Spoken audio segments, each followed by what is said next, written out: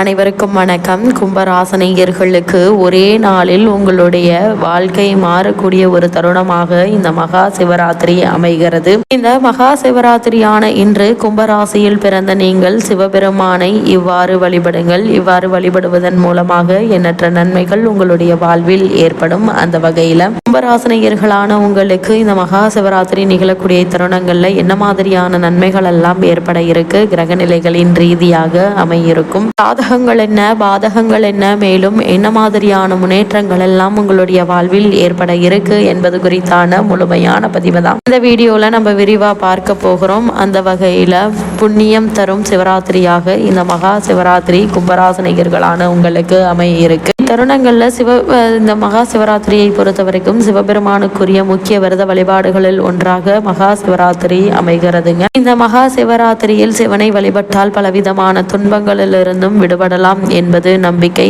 அன்றைய தினம் சிவபக்தர்கள் இரவு முழுவதும் தூங்காமல் கண் விழித்திருந்து சிவநாமத்தை உச்சரித்தபடி சிவனை வழிபடுவார்கள். ஒவ்வொரு மாதமும் சிவராத்திரி தினம் வந்தாலும் மாசி மாதத்தில் வரும் தேய்பிறை சதுர்தசி நாளேயே மகா சிவராத்திரி என்று போற்றி வணங்குகிறோம். மகா சிவராத்திரி பற்றி பல புராண தகவல்கள் உள்ளன.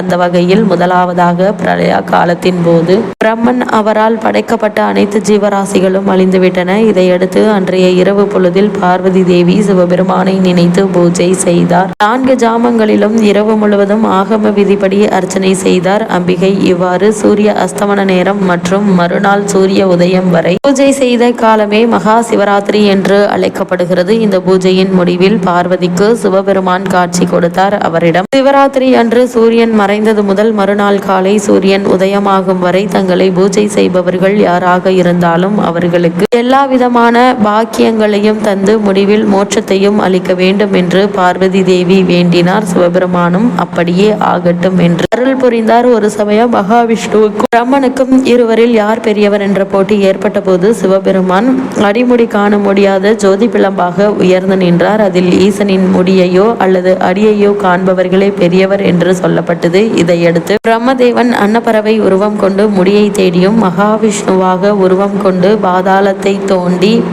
தோண்டியபடி ஈசனின் அடியை தேடியும் புறப்பட்டார். இந்த கோலத்தையே லிங்கோத்பவர் கோலம் என்று அழைப்பார்கள். அந்த வகையில மகா சிவராத்திரி நாளில்தான் இந்த காட்சி காண கிடைத்தது என்கிறார்கள். அதேபோல் ஒரு காலத்தில் கிருதாயுகத்தில் துர்வாச முனிவர் தனக்கு மகாலட்சுமி அளித்த மாலையை இந்திரனுக்கு கொடுத்தார். அதை இந்திரன் தன் வாகனமான ஐராவதத்தை வாங்கச் சொல்ல யானையோ அந்த மாலையை அலட்சியமாக வாங்கி காலில் போட்டு மிதித்தது. இதனால் கோபமடைந்த துர்வாச முனிவர் இந்திரன் தன் செல்வத்தை இழந்து போவான் என்று சபித்தார். செல்வத்தை இழந்த இந்திரன் பிரம்மதேவனிடம் சென்று முறையிட்டு இழந்த செல்வத்தை பெற முயற்சித்தான். அதுபடி இந்திரன் பூஜித்த காலமே மகா சிவராத்திரி என்கிறார்கள். தேவர்கள் அமிர்தம் வேண்டி மந்தார மலையை மத்தாகவும் வாசுகி பாம்பை கயிறாகவும் கொண்டு பார்க்கடலை கடைய முற்பட்டனர். ஆனால் தேவர்களால் பார்க்கடலை கடைய முடியவில்லை. எனவே துணைக்கு அசுரர்களை அழைத்தனர். அசுரர்களும் தேவர்களும் சேர்ந்து திருப்பார்கடலை கடைந்த போது ஆழகாலம் என்ற கொடிய விஷம் வெளிப்பட்டது. அதன் சக்தியால் அனைத்து உயிர்களும் வெப்பத்தில் துன்பப்பட்டன.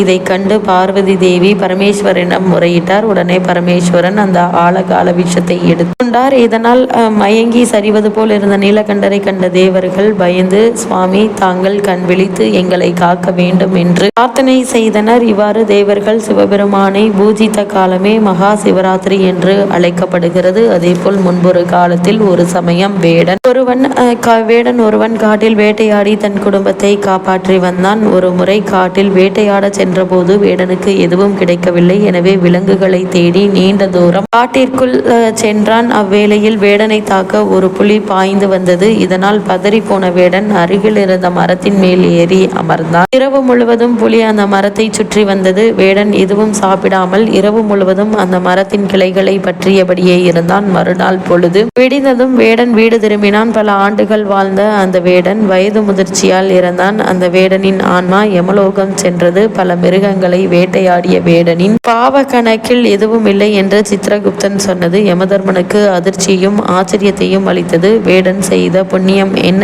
என்று பார்க்க முன்பு புலிக்கு பயந்து வேடன் ஏறி அமர்ந்தது வில்வ மரமாகும். அன்றைய தினம் மகா சிவராத்திரி. பயத்தில் கைகள் நடுங்க கிளைகளை பற்றி இருந்ததா அந்த நடுக்கத்தில் வில்வ இலைகள் உதிர்ந்து கீழே விழுந்தன. வில்வ இலைகள் விழுந்த இடத்தில் ஒரு பழமையான சிவலிங்கத்தை மண் உதைந்திருந்தது. மகா சிவராத்திரி அன்று சாப்பிடாமல் வில்வ இலைகளால் சிவலிங்கத்தை அர்ச்சனை செய்த புண்ணியம் வேடனுக்கு கிடைத்தது என்பதை யமதர்மனும் சித்திரகுப்தனும் அறிந்து கொண்டனர். அதே போல சிவராத்திரி விரதம் இருப்பதால் தெரியாமல் செய்த பாவங்களுடன் தெரிந்தே செய்த பாவங்களும் நம்மை விட்டு நீங்கும் என்பது ஐதீகம். சிவராத்திரி விரதத்தை யார் வேண்டுமானாலும் கடைபிடிக்கலாம். வருடம் முழுவதும் விரதம் மேற்கொள்வது, 100 அஸ்வமேத யாகம் செய்வது, பலமுறை கங்கையில் நீராடுவது ஆகியவை கூட சிவராத்திரி விரதத்திற்கு ஈடாகாது. அந்த வகையில் கும்பராசனையர்களான நீங்கள் இந்த மகா சிவராத்திரியான இன்று சிவபெருமானை எவ்வாறு வழிபட வேண்டும் என்று பார்க்கும்போது, சிவராத்திரிக்கு முன்தினம் ஒருவேளை மட்டுமே சாப்பிட வேண்டும். சிவராத்திரி அன்று அதிகாலையிலேயே எழுந்து நீராடி சூரிய உதயத்தின் போது வீட்டில் பூஜை செய்ய வேண்டும். அதன்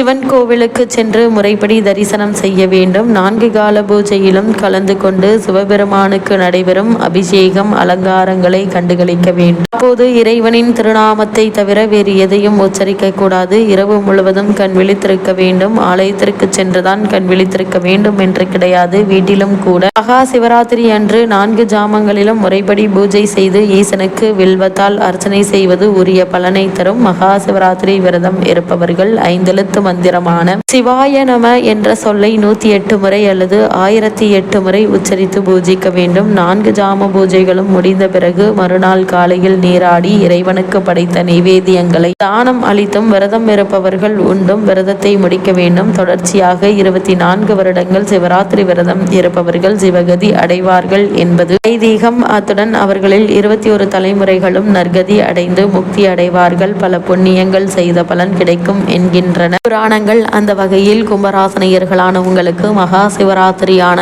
இத்தருணங்கள்ல உங்களுடைய வாழ்வில் மேலும் என்ன மாதிரியான நன்மைகள் எல்லாம் உங்களுடைய வாழ்வில் ஏற்பட இருக்கு என்று பார்க்கும்போது, உங்களுடைய ராசிக்கு தன லாபாதிபதி குரு 5ல் இருப்பதும் அவருடைய 9ஆம் பார்வை ராசியில் விழுவதும் சிறந்த ஒரு அமைப்பு என்று தாங்க சொல்ல வேண்டும். 12ல் சுக்கிரன் இருந்தாலும் தோஷம் இல்லைங்க. பொருளாதார அமைப்புகள்ல எந்த ஒரு குறையும் இல்லை. கொடுக்கல் வாங்கல் என்பது சீராகவே இருக்குங்க. தொழில் போட்டிகள் இருந்தாலும் சமாளித்து விடுவீங்க. சிலருக்கு சற்றும் எதிர்பாராத நல்வாய்ப்புகள் கிடைக்க இருக்கு. வேலையில் உற்சாகத்தோடு இருப்பீங்க. அதே போல இத்தருணங்கள்ல சில முயற்சிகள் ஆரம்பத்தில் தாமதப்பட்டாலும் நிறைவாக நன்கு முடித்து விடுங்க. அதே போல் தந்தை வழி உறவுகள் உங்களுக்கு கை கொடுக்கும். விலகி சென்றவர்கள் வந்து சேர்வார்கள். தசாபுக்திகள் நன்றாக இருக்கிறவர்கள் பதவி உயர்வு, ஊதிய உயர்வு ஆகியவை கிடைப்பதற்கான வாய்ப்புகள் இருக்கு. திருமண தடைகள் நீங்கி நல்ல ஒரு முன்னேற்றம் ஏற்படும். புத்திர பாக்கியத்திற்காக பல வருடங்களாக ஏங்கிக் கொண்டிருப்பவர்களுக்கும் புத்திர பாக்கிய யோகம் கிடைக்குங்க. வீடு வாங்குவது, மனை வாங்குவது சம்பந்தமான முயற்சிகள்ல வெற்றி கிடைக்குங்க. அதே போல இத்தருணங்கள்ல